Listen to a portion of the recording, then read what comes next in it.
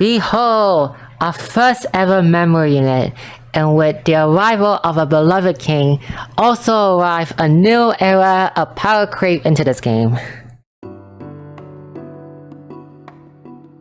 This shirt is a sword user where not only he is good at doing damage on his own, he's also really good at amplifying the sword damage on himself and on your other teammate. His two strongest moves, one is a 260 nuke that guaranteed crit, the other one is a 4x 85 power, which is a really high potency for a move that also debuff while doing damage. He also has a 3-hit lightning, but you're probably not gonna use that anyway.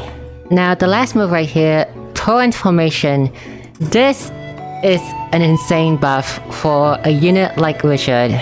This gives 20% attack up and 20% damage up to your entire team, and that is stronger than most of the buff that the other dancers have in the game. Compare that to Lynette or compare that to Primrose, this buff is stronger than either of them. Not only that, this buff is existing on a character who can break shield, who can deal damage, and who can also debuff the enemy. Therefore, it's really good. And also, this is the first front row damage buff that Ian ever got. Later on in the future, we will get a lot more characters who can also buff front row damage up, which is power creep in gacha game. Both of his passive is extremely good. Like, when was the last time they released a unit where both passive was super good? The first one make his buff and debuff longer, which if you use his Rippling Slice and it go out 2 times, you have 6 tons of sword defense down instead of 4 tons. And his buff also lasts 1 turn longer, meaning that your DPS or your entire team also do more damage since the buff lasts 1 turn longer. His second passive is a backpack passive, which you see on unit like Dorothea already, where it say you only have to be at 4 HP, so Richard doesn't have to be in the front row, he can be in the back row and the effect will still go off. And on top of that, this passive gives 15% attack and sword damage up as long as he is at 4 HP. Reminder that Lynette had to switch role to grant the entire team a 10% buff. This is 15% as long as Richard is at 4 HP, which is easy with Regen. In a sword team comp, you do not run any other buffer. You run Richard, because he is subbing as a buffer already, a debuffer, and on top of that, he is also doing damage.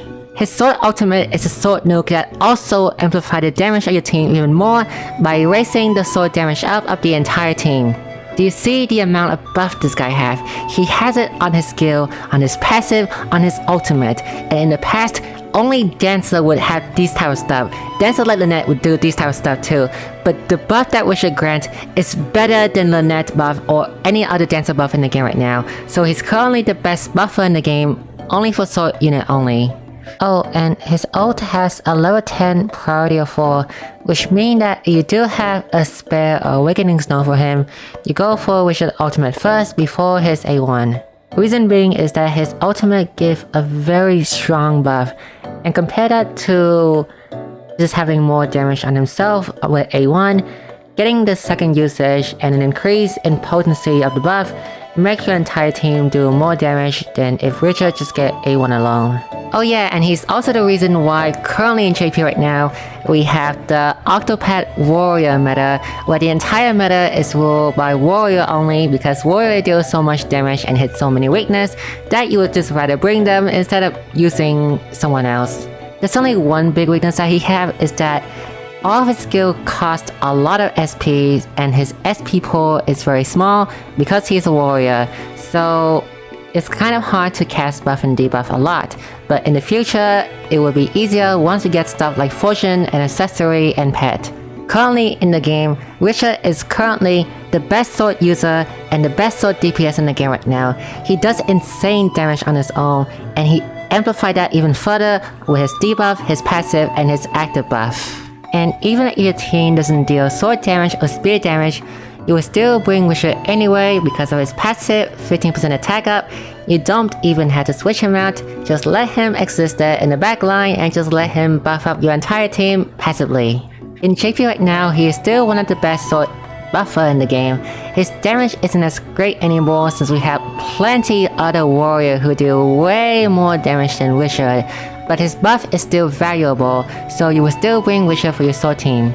I put this comparison side by side to show how good of a buffer Richard is. And this is for sword user only, but Richard gives better buff than the net buff does. Richard, who can deal damage, gives better buff than a unit who focusing on buffing only. And the base Lynette is already good already, and for a unit who deals damage to be better than base Lynette, that should show you how strong Richard overall as a unit is. So, in conclusion, pull for Richard. Even if you don't have a sword team comp or a speed team comp, he still have a passive 15% attack up for just existing only, so you can like speed clear stuff faster by just having him in the backline. He's one of the best characters that this game ever got, and he will be for a very long time since considering he still is the meta in JP right now.